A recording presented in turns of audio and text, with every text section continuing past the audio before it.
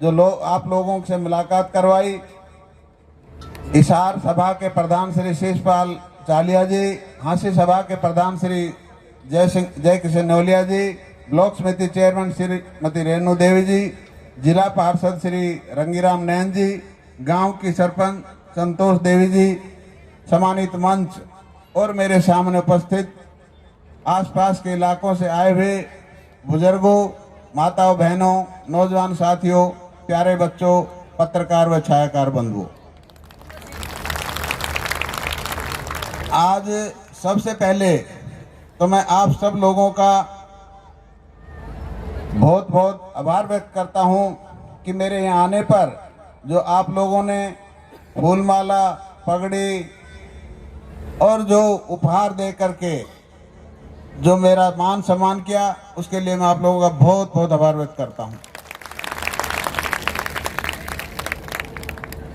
और गुरु महाराज की कृपा से आज जिस तरह से मैं देख रहा हूं कि माताओं बहनों की जो संख्या है वो वास्तव में पुरुषों से ज्यादा है। ये एक अच्छा संकेत है, समाज के विकास का एक अच्छा संकेत है। जब तक हमारी माताएं बहनें आगे नहीं निकल के आएंगी, कोई समाज विकास नहीं कर सकता। तो ये बहुत अच्छा संकेत आज यहाँ पर है। और ये प्रोग्राम मैंने 2 महीने पहले दे दिया था। बीच में तो कैंसिल करने का भी बात आई, लेकिन इन्होंने कहा कि भाई हमें तो बहुत समय से टाइम दे रखा है, तो आप इस प्रोग्राम को करो। क्योंकि 3 तारीख को नरवाना के अंदर माननीय मुख्यमंत्री जी, गुरु रविदास जयंती के जो बड़ा प्रोग्राम है, माननीय मुख्यमंत्री जी आ रहे हैं, तो उसको ध्यान में रखते हुए हमने सोचा कि हमें एक मौका मिल जाएगा आप लोगों को न्योता देने का। तो मैं आप लोगों से ये भी अपील करूंगा कि 3 तारीख को ज़्यादा से ज़्यादा संख्या में पहुंचकर माननीय मुख्यमंत्री जी आएंगे, वहां रविदास जयंती मनेगी, तो आप सब लोग भी वहां पहुंचे।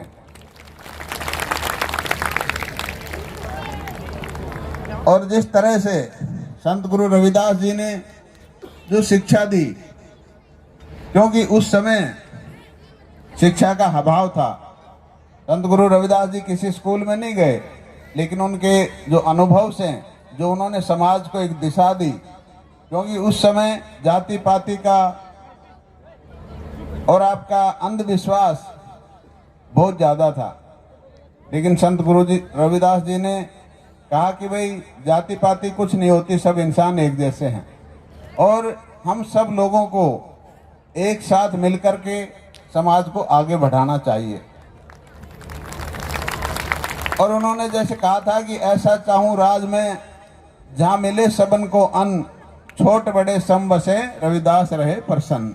तो ये ऐसी एक बात उन्होंने कही थी कि उस बात को आगे बढ़ाने का काम हमारे देश के प्रधानमंत्री नरेंद्र भाई मोदी जी और हमारे प्रदेश के मुख्यमंत्री माननीय मनोहर लाल जी बखूबी निभा रहे हैं।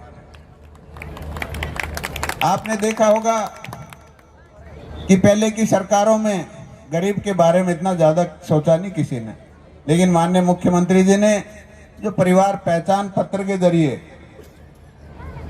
जो गरीब आदमी को, जो समाज के अंदर अंतिम व्यक्ति है, गरीब आदमी है, उसको कैसे ऊपर उठाया जाए, इस नीति पर हमारी सरकार काम कर रही है।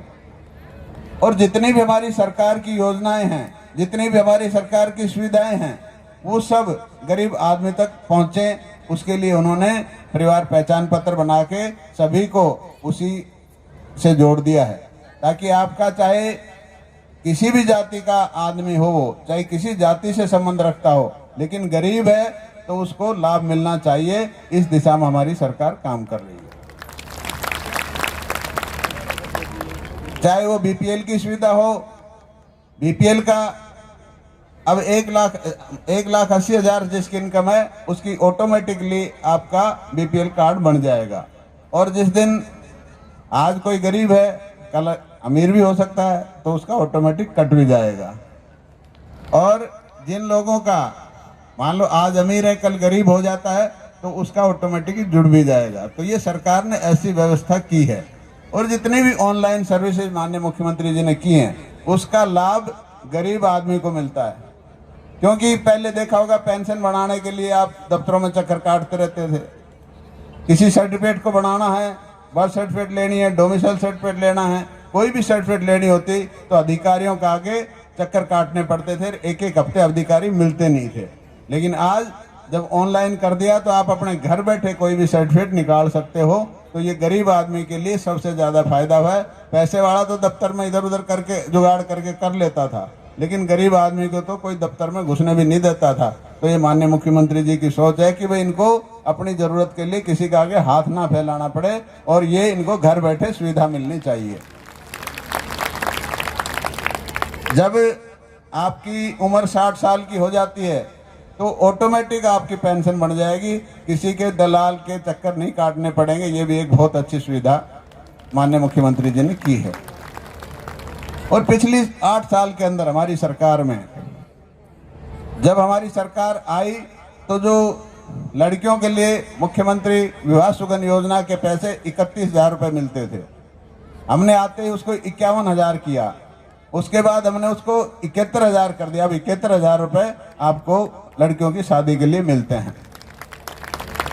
इसी तरह जो हमारे डॉक्टर भीमराव अंबेडकर पुनर्वास योजना है, जो मकानों की रिपेयर के लिए पैसा मिलता था, वो 25,000 रुपये मिलता था, लेकिन हमने उसको 50 किया। और 2 साल पहले ही संत गुरु रविदास जी की जयंती थी, उसी पे सीएम साहब ने 80,000 कर दिया। उसका भी आप लोगों को बहुत फायदा मिला है। और जो सरकार है, जो पढ़े लिखे लोग यहाँ बैठे होंगे,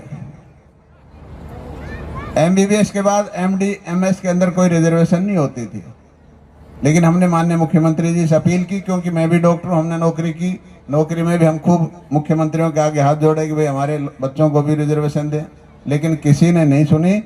माननीय मनोहर लाल जी ने SC के बच्चों को PG के अंदर रिजर्वेशन देने का काम किया। ये बहुत बड़ा काम है, नहीं तो पहले नहीं होता था कहीं।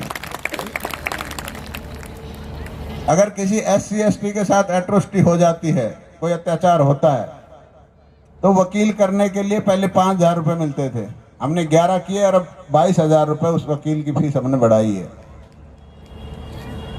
अगर किसी की कोई डेथ हो जाती है, कोई और ज़्यादा नुकसान हो जाता है, तो उसको 8 सवा 8 लाख रुपए तक का मुआवजा सरकार देती है। और जिस तरह से पिछली सरकारों में जो अत्याचार होते थे, आप लोगों को पता है, मिर्चपुर कांड, गोहाना कांड, बहुत कांड हुए, लेकिन पिछले 8 साल के अंदर मेरे ख्याल से कोई ऐसा कोई कांड हुआ नहीं। इस बात के आप गवाह हैं। तो ये सरकार सामाजिक सुरक्षा और हर वर्ग के लिए काम कर रही है। और माननीय प्रधानमंत्री जी ने एक आयुष्मान भारत की योजना शुरू की थी, और उसके तहत जो BPL परिवार 2011 की लिस्ट में थे, उनको 5 लाख रुपए प्रति वर्ष प्रति परिवार के हिसाब से इलाज करने की एक कार्ड बना है।